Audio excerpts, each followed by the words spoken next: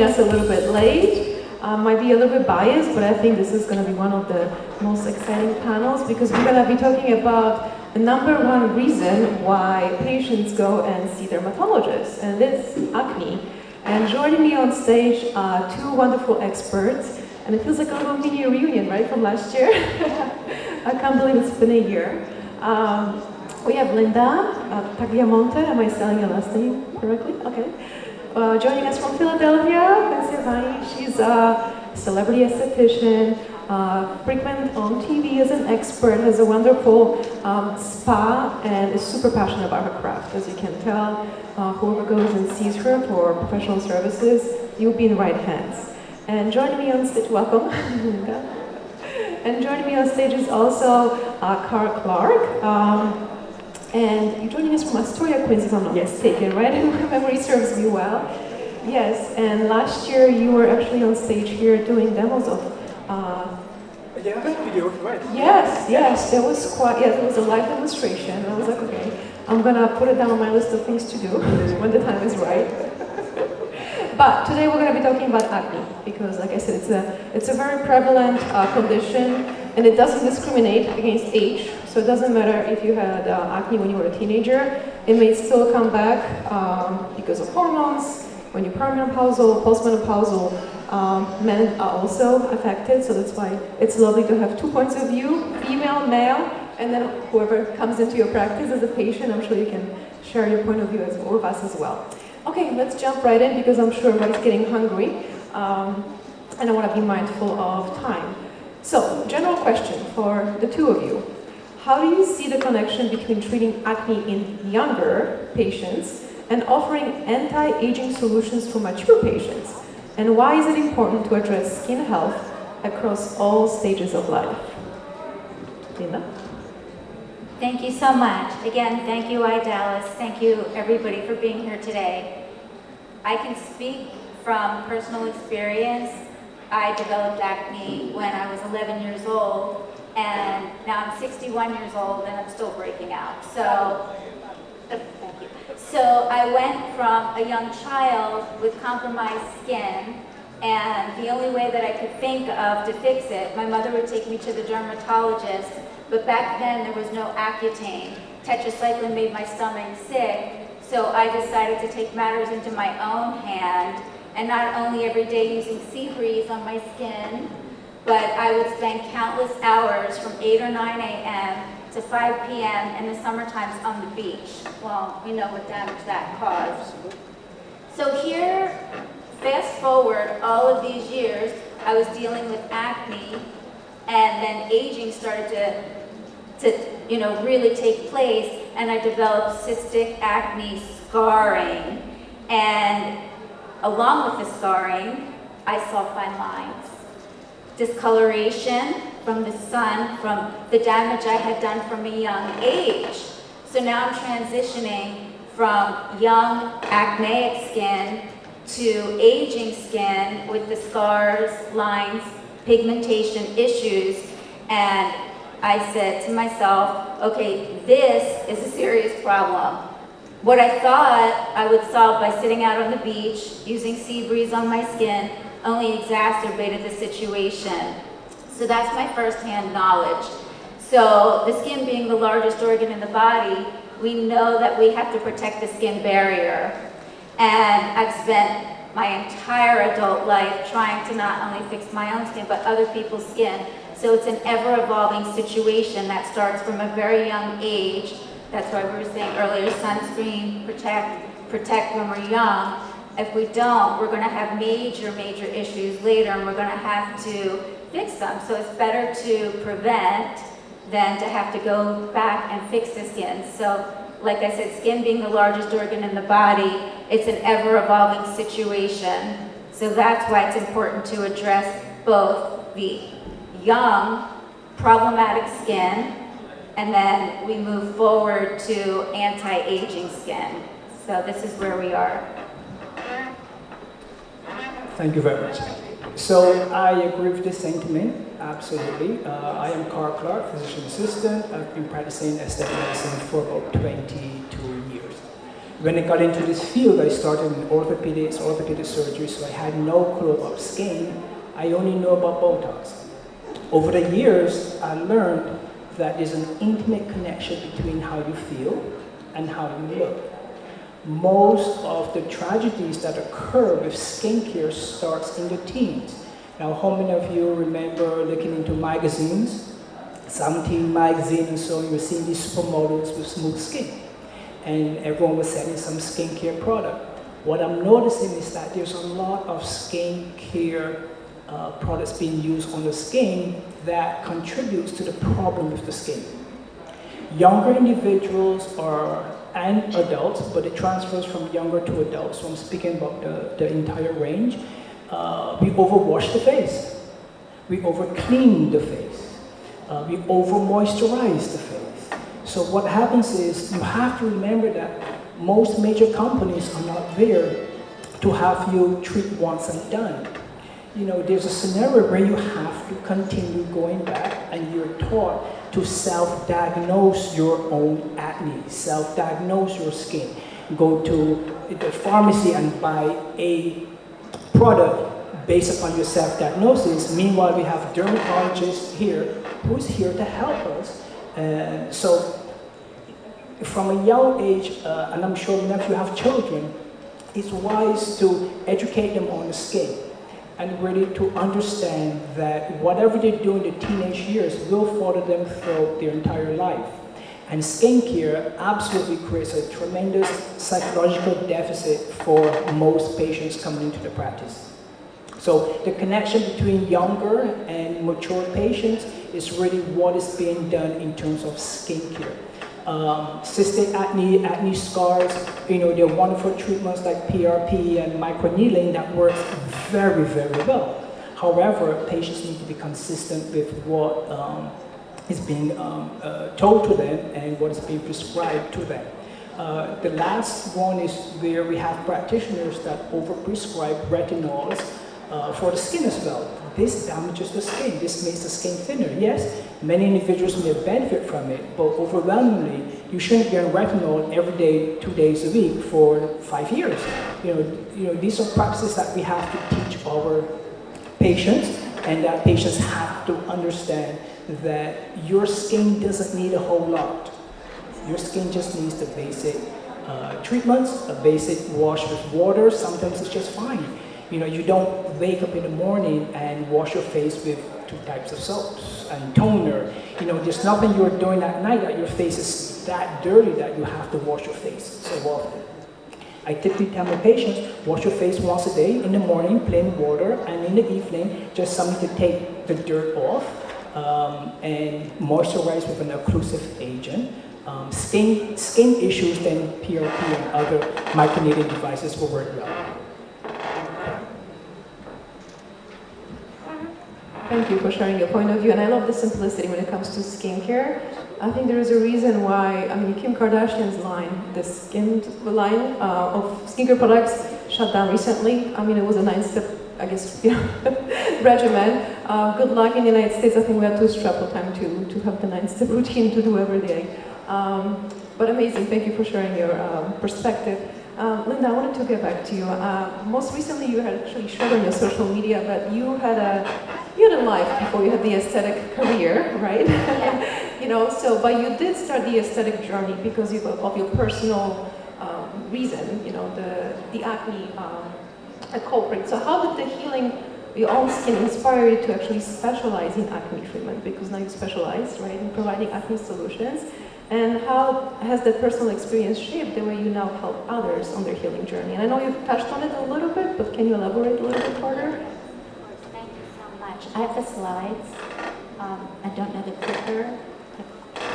Somebody has the clicker.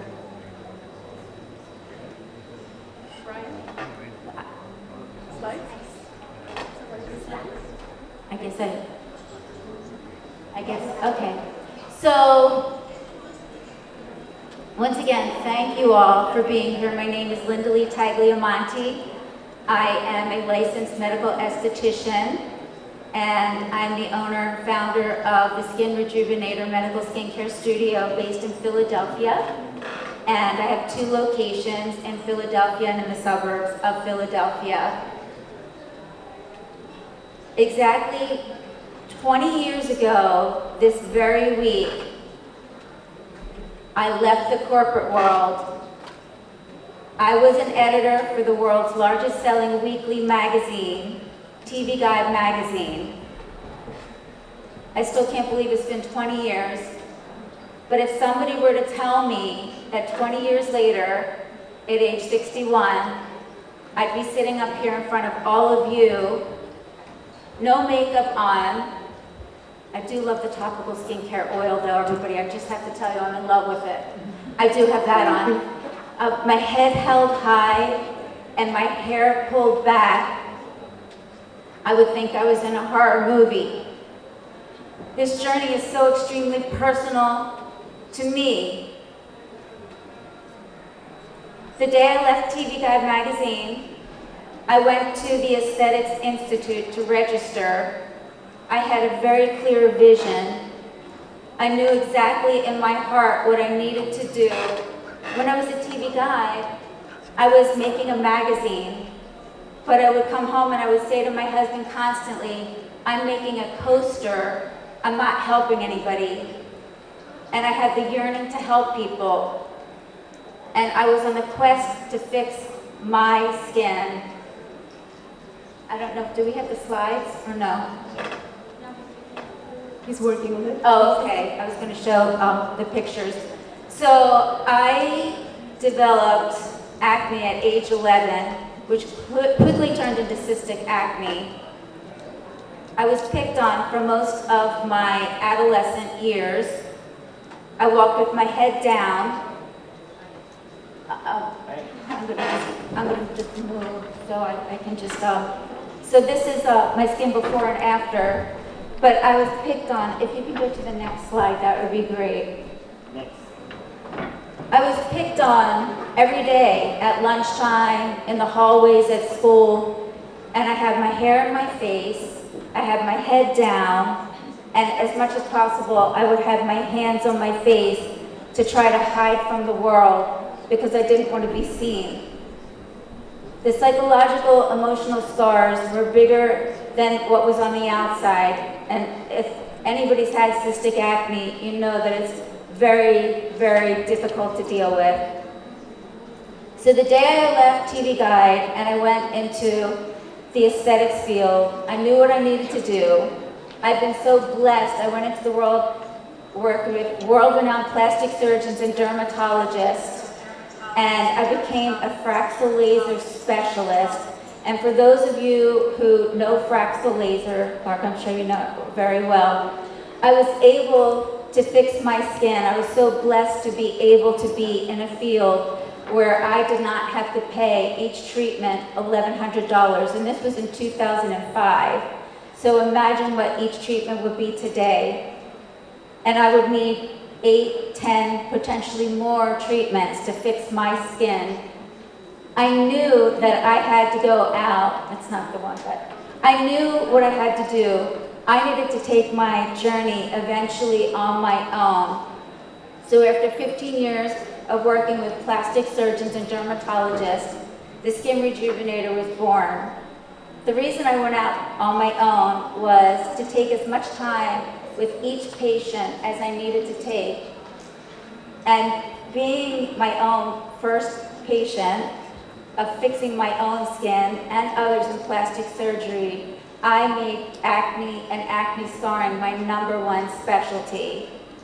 And when people walk into the Skin Rejuvenator, they know that I'm going to help their skin. So Fraxel laser being so expensive, I thought I'd lie awake at night and think, how am I going to help these people who cannot afford to spend $1,100 per treatment? So my life being research on top of doing skin on a daily basis, in 2012, I came across a tiny little device in Utah, the very first automated medical microneedling device called DermaPen. And I brought DermaPen to the East Coast between New York and Florida.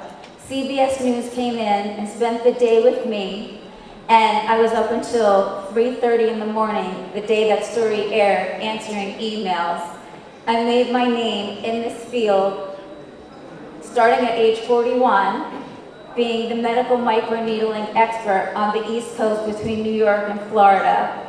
And I've helped so many people, and every patient who walks through my door, I thank them. I can help them at a much more affordable cost than Fraxel laser with medical microneedling, and I am on their journey, they are on my journey, and I thank every person every single day for being on my journey with me. And this, I have 2 offices. This is my main office in Bluebell, Pennsylvania, and I have another satellite office in Philadelphia. I wish that you could see the picture of me struggling as a 13-year-old when I had my held head high.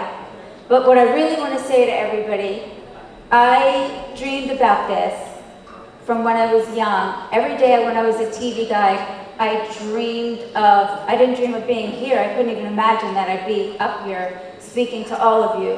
But I needed to fix my skin, to fix other people's skin. It's never too late to fulfill your dreams. And I just want to leave you with this. A quote of one of America's great philosophers, well, he's my favorite, LL Cool J. Dreams don't have a deadline. If you dream it, do it. Because I am so extraordinarily blessed, and I'm so grateful. And thank each and every one of you for now being on my journey with me and making this day so special. Thank you.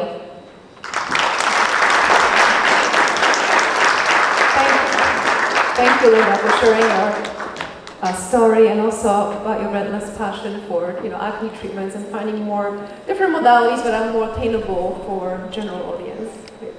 Stick around. Okay, Carl, I have a question because I consider you to be the threads guru. I think I just came up with this.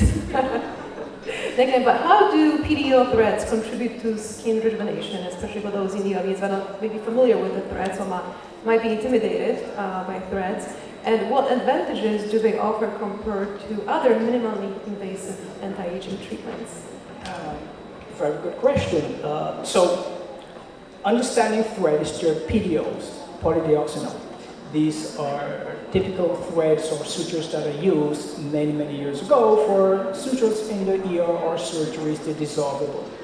Because they're dissolvable, you have an inflammatory reaction which actually activates collagenesis, which makes the skin thicker or healthier. The second thing that threads can do is create some volume within the dermis itself. Not volume like what fillers would do, but volume within the skin. So imagine a balloon. The air is the volume, that's fillers. The skin of the balloon, that's your dermis. So threads just below this surface can make that balloon skin thicker.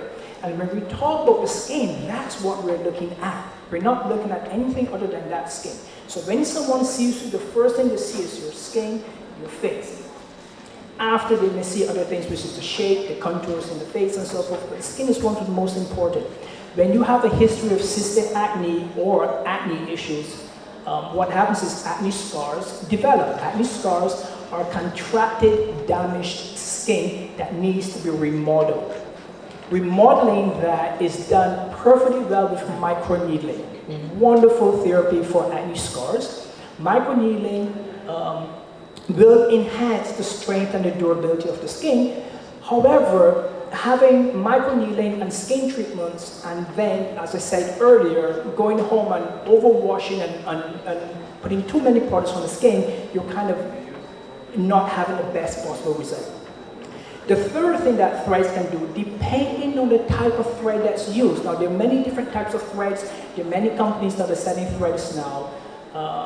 And with that, you have your smooth and your curved and your twisted threads, smaller threads that enter the dermis. The thread that I love most is the barb threads, which are the stronger, thicker, more durable threads that create upward lift. There's nothing on the market that creates upward lift. Everything on the market can cause some contraction that typically doesn't last very long. Threads create that contraction also depending on how your provider placed the threads and the technique of that provider. Threads can typically last 2 to 4 years if it's done well. Now I know many times we see online that threads are lasting 2 to 4 months. Many patients say they don't last. Threads last extremely long if they're done well. If they're done poorly, meaning if they're placed too deep or the wrong thread is used, you're not going to have a great result. Number 2, there's a great myth out there that if you're going to have surgery, you better not do threads because then the surgeon can't do the threads. But I've never met a surgeon who turned away a surgical facelift because they had a few threads in the face. So that is a huge myth that's happening today. Threads, I was introduced to threads in 2010. In Miami, we did a training. I went with one of my surgical friends, and what I understood was that threads were revolutionary, just the same as how Botox was. Unfortunately, the newcomer always takes time to develop. Threads, unlike toxins and fillers, takes a very long time to learn. So after a few years of doing threads, you still need another 900,000 hours before you can truly understand the type of threads and how they should be placed and how they should be done. So I taught, again, from New York to Florida and West, many medical spas within this state. And I would tell you that the knowledge of anatomy and knowledge of the skin structure and knowledge of what needs to be done is lacking to some degree, but it's not impossible to understand. Threads are going to be, if not already so, revolutionary in skincare, but also in non-surgical facelifts. If they are done well, then you would definitely have a new tool within your arsenal to stay as young and beautiful as possible. Thank you very much for the question. That was an awesome question. I will be having a demonstration on threads, possibly in 1 or 2 hours on the stage, and I will give you an example of what threads can do and the power of threads. Again, if it's done well. Everything in life depends on if it's done well, and it's not just the device, it's not just Botox or fillers or threads or microneedling pen. It's who's behind the microneedling pen, who's behind the threads, who's behind the Botox. That's what makes your results amazing. Thank you. So, thread conversation to be continued. Unfortunately, we don't have any more time, but we can take a quick photo. Oh, then that.